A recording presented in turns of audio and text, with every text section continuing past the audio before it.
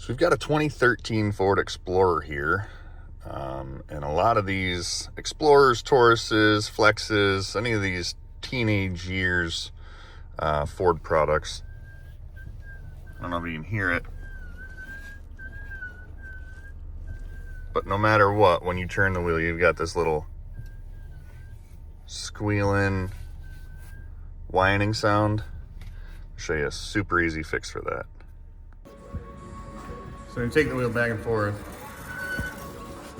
you hear that noise. What we want to do, so you can see this collar right on the bottom of the steering shaft. Lift that up. Just take a little bit of penetrating oil. Spray under that collar. And you can rotate it back and forth. Work it in. And your noise is gone.